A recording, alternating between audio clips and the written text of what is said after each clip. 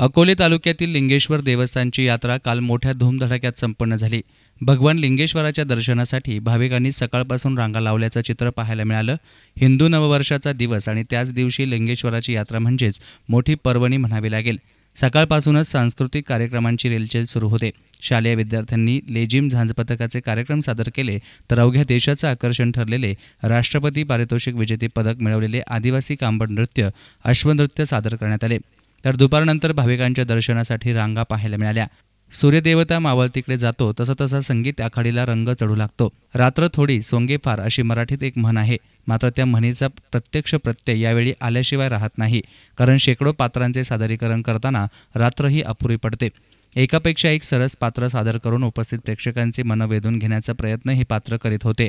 नोकरीनिमित्तानं बाहेर असलेल्या युवकांचा विशेषतः संगीत आखाडीचे पात्र घेण्याकडे जास्त कल असतो। संगीत आखाडीचा कार्यक्रम सुरू झाला की सूत्रधार, राम लक्ष्मण, रावण, सरस्वती, कच्छ अवतार अशा शेकडो अवतारांचे प्रवेश या ठिकाणी सादर करण्यात आले। सकाळपर्यंत या संगीत आखाडीचे सादरीकरण सुरूच होते। लिंगेश्वराच्या दर्शनासाठी किमान 7 ते 8 लाख भाविकांनी हजेरी लावली होती।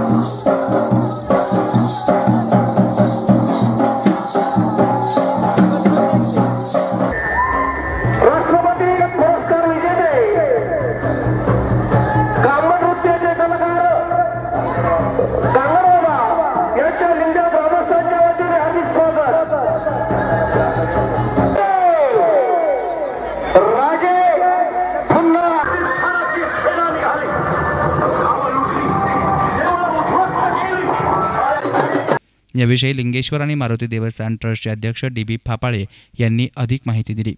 सालाबाद प्रमाणे आमच्या लिंगदेव गावी लिंगेश्वर महादेवाचा अतिशय भक्तिमय असा यात्रा सोहळा सालाबाद प्रमाणे संपन्न होत आहे आणि या यात्रेच्या सोहळ्याच्या निमित्ताने आज आमच्या गावी दिवसभरामध्ये आदिवासी कांबड नृत्य सोहळा, त्याचप्रमाणे लेझिम स्पर्धा, अश्वनृत्य स्पर्धा, शालेय विद्यार्थ्यांच्या नृत्य स्पर्धा व नृत्याचे कार्यक्रम या ठिकाणी दिवसभरामध्ये संपन्न झाले।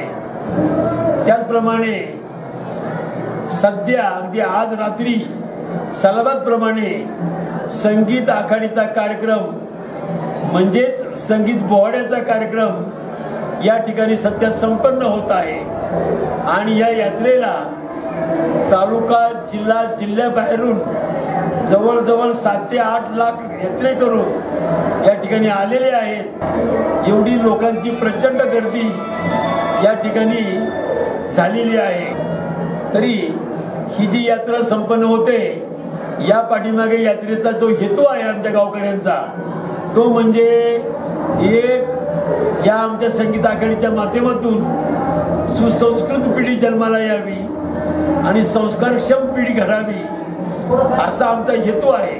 यावर्षी महाराष्ट्राच्या बाहेरील मंडळींनी हजेरी लावल्यानं दिवसेंदिवस आखाडी पाहण्यासाठी लोक उत्सुक असतात असंच काही स्पष्ट होते। लिंगेश्वर देवस्थान ट्रस्ट आणि मारुती देवस्थान ट्रस्टच्या योग्य नियोजन आणि सांस्कृतिक तसेच पारंपरिक संगीत आखाडी महाराष्ट्राच्या खऱ्या अर्थानं लोककला आणि पारंपरिक संस्कृतीचं जतन करते आहे असं म्हटलं तर वावगं ठरणार नाही। News reporter Bhausaheb Salve, SN media, Akole.